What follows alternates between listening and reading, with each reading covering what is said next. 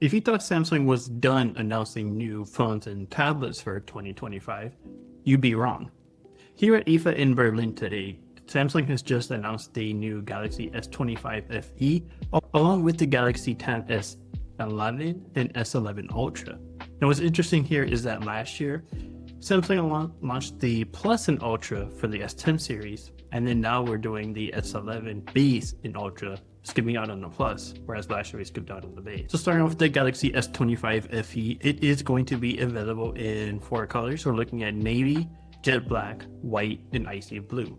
These colors are pretty similar to what we saw with the Galaxy S25 earlier this year, and that makes a lot of sense since this is technically still part of that Galaxy S25 family. Now it does have a 6.7-inch Full HD display. It also has the Exynos 2400. This is a 4nm chipset, and it's a slight improvement from last year's Exynos 2400E that we had in the Galaxy S24 FE, though we don't expect to see a huge performance jump. We had no complaints with the Galaxy S24 FE. And unfortunately, we're not able to run benchmarks yet on the Galaxy S25 FE and our content capture yesterday. So we don't know how much better it's going to be just yet, but it should be a little bit better. Internally, we also have 8 GB of RAM with either 128 GB of storage or 256 GB of storage. This all being powered by a 4,900 mAh battery.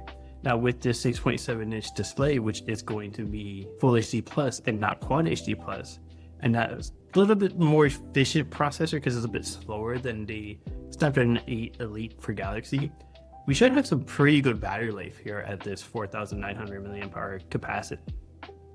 We also have 45-watt charging, which should work pretty well with this device. Now on the S25 Ultra, which is a little bit larger but also has 45 watts, we're able to charge it in a little over an hour, so we'd expect around the same charging time for this. Now moving on to the cameras, we do have a 15 megapixel wide angle camera, 8 megapixel 3x telephoto camera, and a 12 megapixel ultra wide camera. Now those cameras are pretty much the same as what we have on the S25 and S25 Plus, which are okay cameras, but they haven't really been upgraded in a few years, which is a big issue that everybody's complaining about. And then on the front, we do have a 12 megapixel front facing camera. This is actually the only camera upgrade this year. The Galaxy S25 FE is available right now for $649. Now that's going to be for the 128GB model, and the 256 will be a bit more. Now interestingly, even with tariffs happening right now, Samsung has been able to keep the same price on the Galaxy S25 FE. Now I figured it would stay around the same price, definitely stay under $700, because if it got closer to that $799 price point, it would really cannibalize the Galaxy S25, or the Galaxy S25 might actually cannibalize it because in some aspects it's a better phone even though it's smaller. But it is good to see that it is still $649, and of course there'll be all kinds of pre-order offers, or not pre-order offers because it's just going up for sale.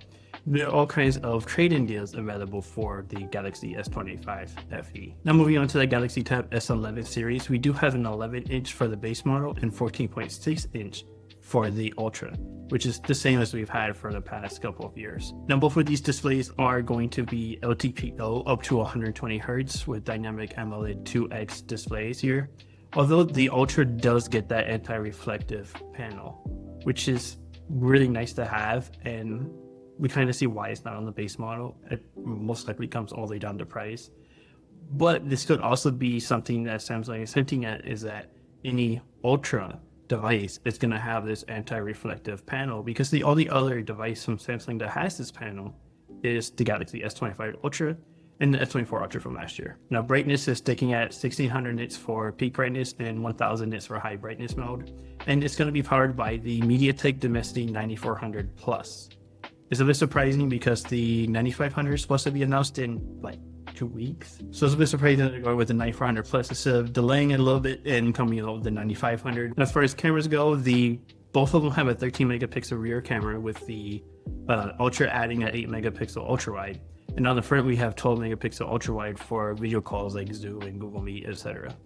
Now, an interesting aspect here is that the base model does have Wi-Fi 6E, but the Ultra gets Wi-Fi 7.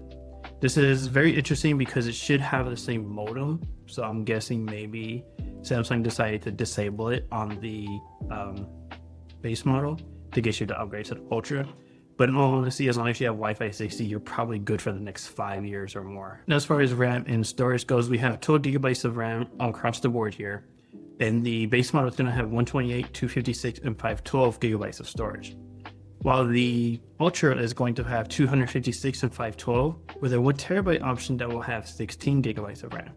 Both of them actually have micro SD card slots, which is a little bit surprising because Samsung did not have it last year, and I don't actually remember the last time Samsung had a micro SD card slot on a tablet.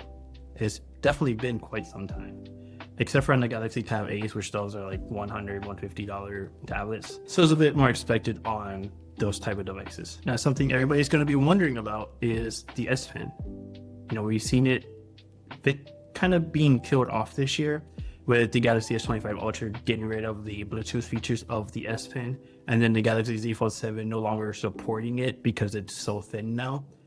It's still here. It's still on the Galaxy Tab S11 series, and it is still in the box, which is great to see. Finally, let's talk about the batteries. So we have an 8,400 milliamp hour battery on the Tab S11 and 11,600 milliamp hour battery on the Tab S11. That is still smaller than what the OnePlus Pad 3 has, which I believe is currently the largest battery in the tablet. It's also a smaller tablet than the Galaxy Tab S11 Ultra.